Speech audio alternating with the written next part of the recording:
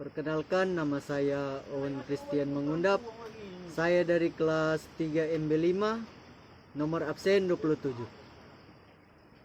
Saat ini, saya akan menjelaskan materi kelompok 1 tentang Undang-Undang Nomor 8 tahun 1999.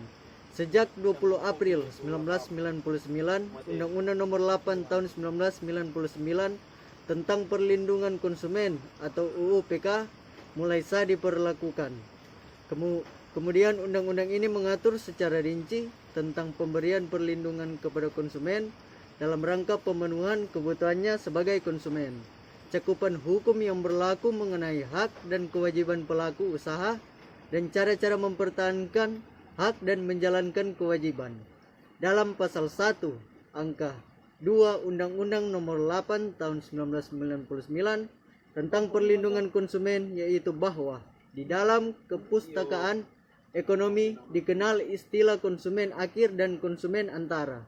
Konsumen akhir adalah pengguna atau pemanfaat akhir dari suatu produk, sedangkan konsumen antara adalah konsumen yang menggunakan suatu produk sebagai bagian dari proses produksi suatu produk lainnya. Berdasarkan ketentuan pasal 1 ayat 1 Undang-Undang Nomor 8 tahun 1999, definisi perlindungan konsumen meliputi seluruh upaya untuk memastikan kepastian hukum demi memberikan perlindungan kepada konsumen. Ada 5 asas yang dianut dalam perlindungan konsumen sesuai ketentuan Undang-Undang Nomor 8 tahun 1999 pasal 2, yaitu 1. Asas manfaat dimaksudkan untuk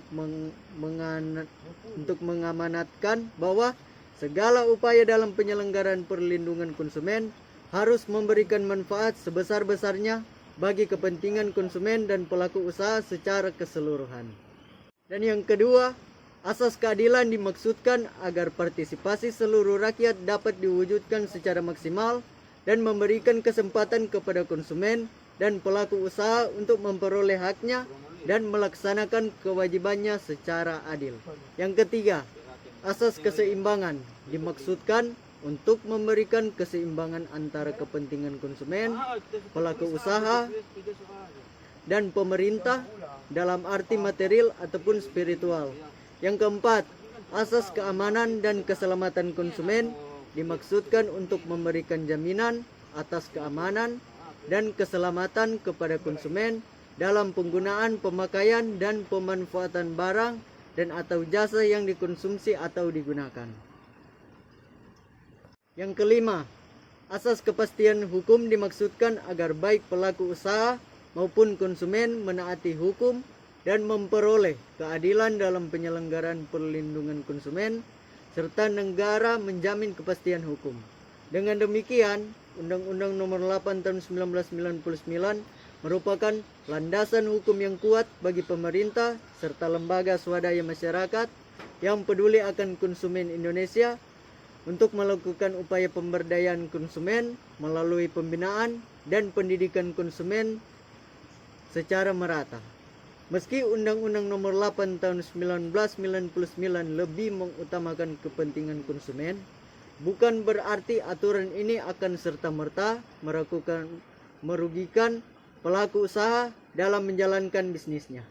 Para pelaku usaha dapat belajar untuk memperbaiki kualitas produk, layanan yang diberikan dengan berpedoman pada undang-undang ini. Sebagai landasan hukum, Undang-Undang Nomor 8 tahun 1999 yang memberi perlindungan pada usaha ini perlu disadari oleh kedua belah pihak.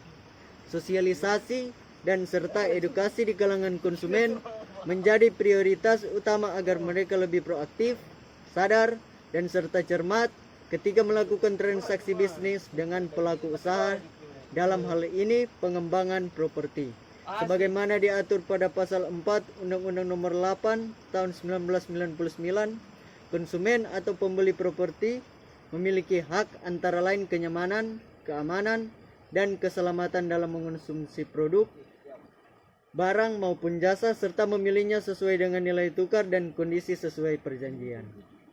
Pembeli properti juga berhak atas data yang jelas dan jujur tentang kondisi dan jaminan barang atau jasa serta berhak didengar pendapat atau keluhannya. Pasal ini juga menyebut tentang hak mendapat pembinaan dan serta pendidikan konsumen serta hak diperlakukan secara benar dan jujur tanpa diskriminasi. Pasal ini juga menyebut tentang hak memperoleh kompensasi ganti rugi atau penggantian apabila barang atau jasa yang diterima tidak sesuai janji. Terima kasih. Mohon jika ada kesalahan harap dimaklumi karena saya masih belajar. Yang nantinya saya akan memperbaikinya. Selamat sore.